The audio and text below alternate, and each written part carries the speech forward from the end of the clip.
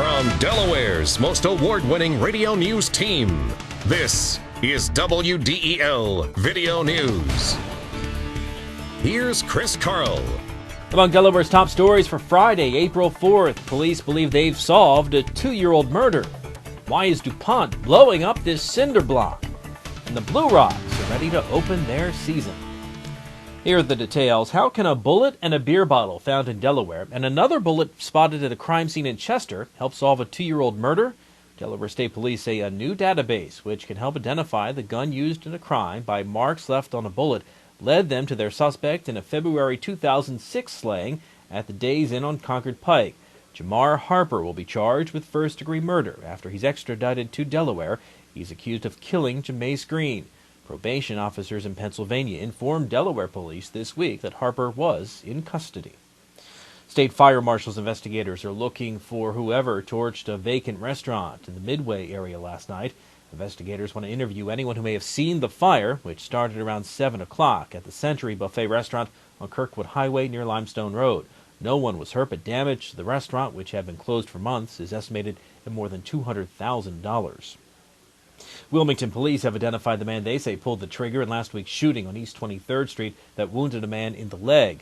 Police say DeJuan Dixon, who goes by aliases Bin Laden and Laden, shot the victim as they stood with a group of friends on East 23rd Street around 2:15 last Friday morning. Police say Dixon is known to sell drugs around 24th and Carter and is frequently on. Amtrak's being told being on time will mean losing less money. WDEL News continues in a moment. Wilmington University now offers the Doctor of Business Administration program. This advanced degree is designed to enhance leadership and managerial skills. Applications for fall semester are being accepted now, so visit us at wilmu.edu/business or call 877-967-5464. Wilmington University, your life, your time, your education.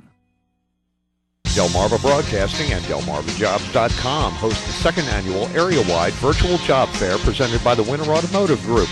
This 2-week-long interactive event lets you browse through hundreds of job listings from dozens of companies, and you can apply immediately online. Companies like Halpern Associates, Tilcon, and HostMySite.com. For more information on exhibiting at the Delmarva Virtual Job Fair, visit DelmarvaJobs.com right now. The Delmarva Virtual Job Fair only at DelmarvaJobs.com.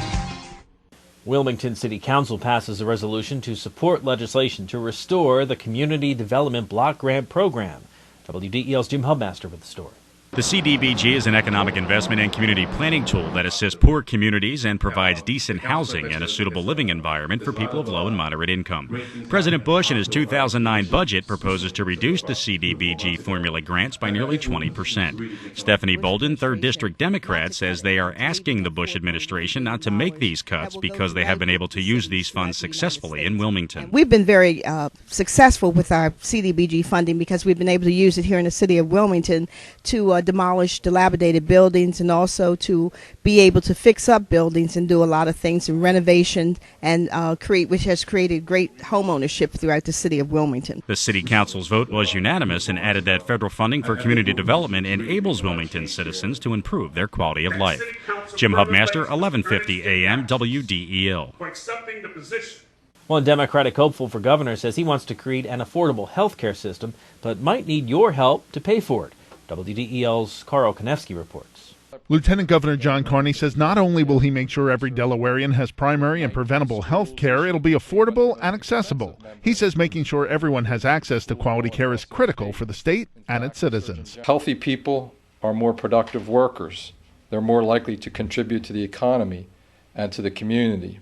They are sick less often and more likely to take preventive measures, get the right screenings, and visit their primary care physician at appropriate times. Carney says he'll look to subsidize the cost with money from the tobacco settlement reserves and an increase in the state's cigarette tax, something he says actually works to make people healthier. The smoking ban with the increased cigarette taxes, the smoking rates here in Delaware are at the lowest levels ever. For the first time, smoking rates among adults is less than 20%, and the smoking rate for teenagers is lower than it's ever been. Those have tremendously positive impact on the health status of Delawareans. More money would come from a payroll tax on employers. Those who don't offer coverage to employees would pay. Those that do would receive a credit. Reporting from Wilmington, I'm Carl Konevsky, 1150 AM, WDEL. How else can you make sure a storm shelter is safe except by trying to destroy it? That's what DuPont is doing at its new Storm Shelter Testing Center. WDEL's Melanie Armstrong takes a look. 3, 2, 1. A big air gun fires 2x4s at a DuPont storm shelter at its testing center near Price's Corner. It simulates debris flying around in a tornado or hurricane. We are testing to meet a FEMA regulation, which requires that these buildings be tested at 100 miles an hour with a 15-pound 2x4. And there's multiple shots that have to be done on the structure and on the door to pass the test. The indoor testing center is equipped with high-speed cameras and Doppler radar to measure speed. They also do other stuff at the center. We do burst testing of some products, and it can be done in a secured area of that test facility where our operators are safe in the control room, and we can blow up things, we can shoot things. And would the Punkin' Chunkin' guys be jealous of this high-tech equipment? They may be, yeah. We can only throw 4-inch diameter pumpkins, though. Melanie Armstrong, 1150 AM, WDEL. A new report finds that Amtrak could significantly boost its revenues and cut expenses if more of its trains were on time. But it would require cooperation of the freight railroads. In most of the country, they own the tracks that Amtrak trains run on, and many of the delays are due to congestion on the freight lines. The report by the Transportation Department's inspector says Amtrak's long-distance trains were on time just 42% of the time last year. The authors say an improvement to 85% for all Amtrak routes would lead to more people to take the train and would reduce the federally subsidized railroad's operating loss by 30%, or $137 million. It's the Phillies in a walk. WDEL Sports and your Delaware AccuWeather forecast for the weekend coming up. When it comes to flooring, great style doesn't have to be expensive, especially when you shop at Carpet One Floor & Home. Our 1,000-store buying power gives you the best prices on hardwood, carpet, tile, laminate, and more, including brands you'll find exclusively at Carpet One Floor & Home, like Liz Claiborne Home, Good Housekeeping with Resista, and Lee's, all with guaranteed installation and no payments for 1 year. See how easy it is to find your perfect style. Shop in store, online, or in-home, only at Carpet One Floor & Home.